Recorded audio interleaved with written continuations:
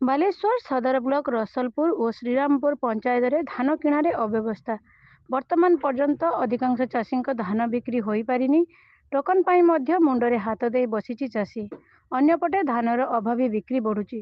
ଏହାର ପ୍ରତିବାଦରେ ସଦର କଂଗ୍ରେସ ନେତା ସରୋଜ କୁମାର ଲେଙ୍କାଙ୍କ ନେତୃତ୍ୱରେ ଶତାଧିକ ଚାଷୀ ଜିଲ୍ଲା ମୁଖ୍ୟ ଯୋଗାଣ ଅଧିକାରୀଙ୍କୁ ଭେଟିଛନ୍ତି। ଚାଷୀଙ୍କ ସମସ୍ୟା ଅବଗତ କରାଇବା ସହ ଦିଆଯାଇଥିବା ସମୟସୀମା ମଧ୍ୟରେ ସରକାର ସମସ୍ତ ଚାଷୀଙ୍କ ଧାନ କିଣିବାକୁ ସଦର କଂଗ୍ରେସ ଦାବି କରିଛି। ନହେଲେ ଆଗାମୀ ଦିନରେ କଂଗ୍ରେସ ପକ୍ଷରୁ ଆନ୍ଦୋଳନ କରାଯିବ ବୋଲି ଚେତାବନୀ ଦିଆଯାଇଛି। ଏଥିସହିତ ଏହା ଏକ ସ୍ମାରକପତ୍ର ଜିଲ୍ଲା ଯୋଗାଣ ଅଧିକାରୀଙ୍କୁ ପ୍ରଦାନ କରାଯାଇଛି। ଏହି ଦାବିପତ୍ର ପ୍ରଦାନ ସମୟରେ ରେମୁଣାର ପୂର୍ବତନ ବିଧାୟକ ସୁଦର୍ଶନ ଜେନା, ଜିଲ୍ଲା ଉପସଭାପତି ଗୁରୁପ୍ରସନ୍ନ ମିଶ୍ର, 28 ନମ୍ବର ଜୋନ୍ ସଭାପତି ଅମିତ କୁମାର ପତି ପ୍ରମୁଖ ଉପସ୍ଥିତ ଥିଲେ। ଚାଷୀଙ୍କ ପାଖରୁ ଧାନ କିଣା ଯାଉଛି କି ନ କିଣା ଯାଉଛି ଆପଣମାନେ ଆଜି ଜାଣିପାରୁଥିବେ। ଚାଷୀ ଯଦି ଧାନ ଦେଇପାରୁଥାନ୍ତେ ତାହେଲେ ଏଠି ଏତେ ଲୋକ ଗହଳି ହେଇନଥାନ୍ତେ।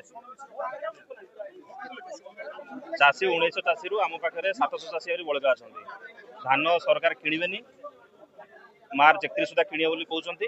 ମାର୍ଚ୍ଚ 27 ତାରିଖ ଦିନ ଶ୍ରୀରାମପୁର ପ୍ୟାକ୍ସକୁ ଟାର୍ଗେଟ ଦେବେ। ନ କିଣି ପାରିଲେ ବିଧାୟକ ନିଜେ ବସିକି ସସ୍ପେଣ୍ଡ କରିବେ।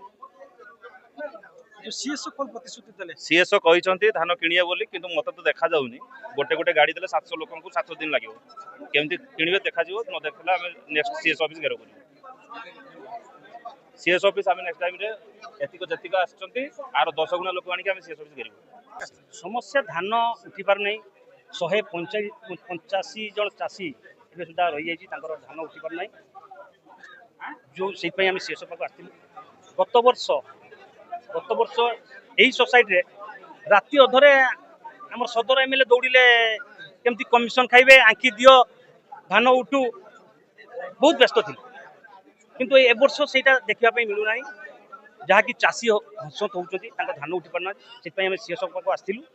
ପ୍ରତିଶ୍ରୁତି ଦେଇଛନ୍ତି ଯେ ଡେଲି ଗୋଟେ ଗାଡ଼ି ଦେବେ। 31 ତାରିଖ ସୁଦ୍ଧା ଯଦି ଯେତିକି ଧାନ ନ ଉଠି ପାରିବ ତାକୁ ସେ ସୋସାଇଟିରେ ରଖିବେ।